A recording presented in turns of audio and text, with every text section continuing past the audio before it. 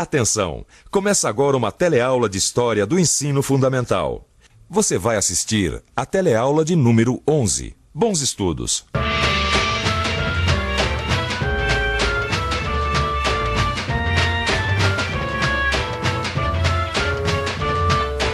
O que é política para você?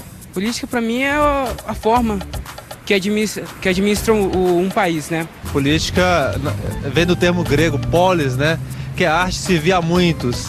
Só que aqui em Brasília, infelizmente, estão usando monítica, que é servir a si próprio. A política, para mim, significa o desenvolvimento do país. A política do Brasil é razoável, né? Agora, os políticos é que não dão valor ao poder que eles têm. O que você faria se você fosse um político muito poderoso e estivesse lá no Congresso agora? Eu procuraria não deixar o poder subir a cabeça, né, e ajudar essa população necessitada aí, que a gente precisa ter essa consciência. Procurava amenizar aí a fome, né, que tem muita gente morrendo de fome aí nesse país. E não é por acaso, o homem é um animal político. Há milhares de anos se organiza para discutir e resolver seus problemas comuns. Isso é política. Eu daria tudo de bom para o povo. De planejamento, organização, tem respeito, quer dizer, muitas coisas, né? Como vocês já perceberam, política é o tema dessa e das próximas teleaulas do nosso curso de História. Política tem a ver com poder, o poder de decisão, o poder de um grupo sobre outros, o poder dos governos e como os governos usam esse poder. Hoje nós vamos ver como se organizava o poder e a hierarquia na sociedade colonial brasileira.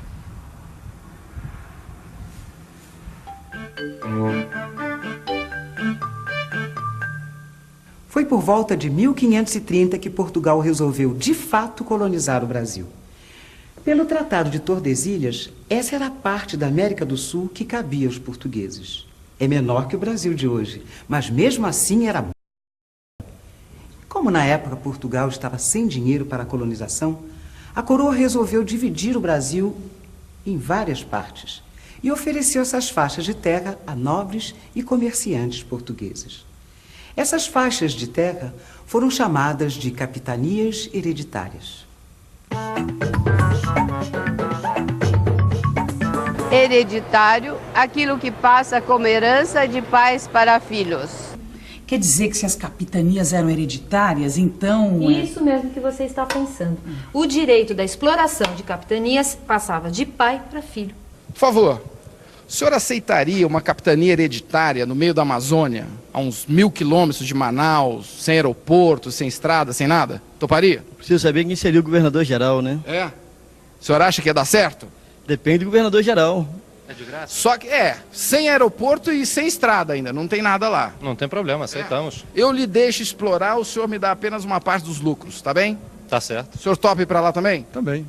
Também. Mas olha, fica aqui, ó, a uns 1000 quilômetros aqui, tá vendo, de Manaus, aqui, ó. Não, eu agradeço. Não toparia ir pra lá? Não, não toparia. Não é que eu não toparia ir pra lá, eu toparia ir pra lá para ser um brasileiro patriota, construir, ajudar a construir, não por uma capitania hereditária. Mas é pra colonizar o Brasil, capitanias hereditárias. O senhor aceitaria? Sim. O senhor poderia explorar, mas me daria uma parte dos lucros. Perfeitamente, é como ocorrem as coisas. Tá legal, obrigado. Tá vendo? Era isso que a coroa portuguesa fazia para atrair os nobres e comerciantes para a colônia. É lógico que naquela época ninguém falava em ecologia nem em proteção ao meio ambiente. Nem havia motosserras que ajudariam a colonizar e a destruir mais depressa as florestas. Mas havia muita terra. A coroa dava total poder político e administrativo para os capitães donatários. Era assim que eram chamados aqueles que aceitavam as capitanias. Esses capitães mandavam e desmandavam em suas capitanias e, mesmo não sendo os donos da terra, podiam doar pedaços dela para outros nobres e comerciantes. Essa espécie de sublocação era chamada de sesmaria. E para ter direito a uma sesmaria, o cidadão deveria preencher apenas 2 condições: ser rico e católico.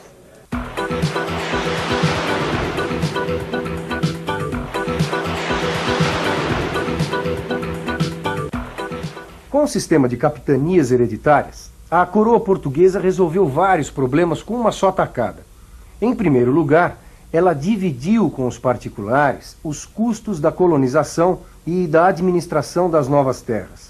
Em segundo, conseguiu uma nova fonte de recursos, já que os capitães donatários precisavam pagar impostos ao rei, que continuava dono de tudo. E em terceiro, iniciou o processo de ocupação das terras descobertas, diminuindo as constantes ameaças de invasão. O problema é que apenas algumas capitanias deram certo. E um exemplo de sucesso foi a capitania de Pernambuco. O sucesso da colonização na capitania de Pernambuco foi resultado de 3 fatores: a proximidade com a Europa, a construção dos engenhos de açúcar e o trabalho escravo. Outro exemplo de colonização bem-sucedida foi a capitania de São Vicente. O que garantiu esse sucesso foi a presença dos jesuítas e a escravização dos índios que não aceitaram a religião católica. Fora o caso de Pernambuco e de São Vicente, as capitanias não prosperaram. Algumas delas nem sequer chegaram a ser ocupadas. A verdade é que o sistema de capitanias hereditárias acabou promovendo a dispersão administrativa. Quer dizer, cada região vivia isolada sem nenhum contato com as outras. Tendo em vista o tamanho do Brasil, isso é bem fácil de se entender. Para acabar com esse isolamento entre as várias capitanias, a coroa portuguesa criou em 1548 o governo geral, com sede em Salvador. Ou seja, Salvador era naquela época o que Brasília é hoje, o centro político-administrativo do Brasil. Os objetivos principais eram 2: defender os territórios dos ataques internos e externos e auxiliar os donatários que estivessem em dificuldades. Amiga, tem uma coisa que não tá entrando na minha cabeça. Fala, amiga. Tinha esse governo geral de Salvador, certo? Até aí tudo bem. As cidades não tinha nada? Como assim? Ué, vai me dizer que eles não faziam política nas cidades.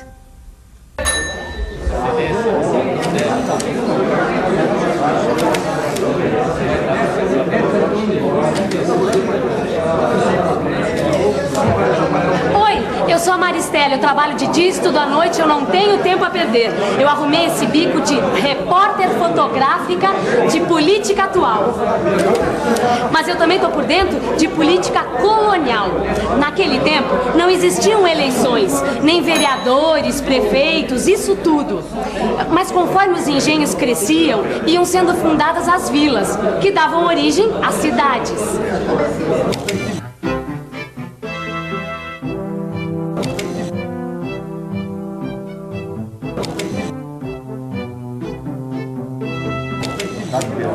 Essas vilas e cidades acabavam tendo suas câmaras municipais, que eram compostas não por vereadores, mas pelos chamados homens bons.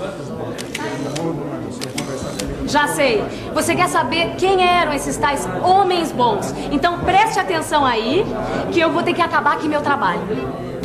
Os homens bons eram como se fossem os vereadores daquela época. Eles atuavam nas câmaras municipais, onde representavam os interesses dos senhores de engenho, dos proprietários de terras e escravos. No fim do século XVII, as atenções da coroa portuguesa se voltam para essa região do país onde hoje está localizado o estado de Minas Gerais. E o motivo era um só. Bandeirantes paulistas descobriram que essas terras eram ricas em metais e pedras preciosas, principalmente ouro e diamante. Inicia-se um novo momento político brasileiro. E a riqueza das Minas Gerais não chamou a atenção só da coroa portuguesa. A febre do ouro atraiu milhares de pessoas para cá e várias vilas foram fundadas, como Sabará, Mariana, São João del Rei e esta linda cidade onde estamos agora, Vila Rica de Ouro Preto. Ainda existe ouro aqui em Ouro Preto? Existe. É? Onde? Nas igrejas, nos museus. Existe muito ouro ainda, que tem muita mina que não estão extintas. Vira e mexe, eles estão achando ouro. E tem também o ouro que, pelos livros históricos, os inconfidentes esconderam. Que eu sei também nas igrejas. Só? Nos museus. E o outro ouro que estava por aqui, onde será que foi? O outro ouro foi a maior parte para Portugal. Portugal tinha uma ganância muito grande de ouro e foi a terra brasileira que pagou a sede e o luxo, né, de toda a corte portuguesa, principalmente os impostos que eles tinham que pagar para a Inglaterra.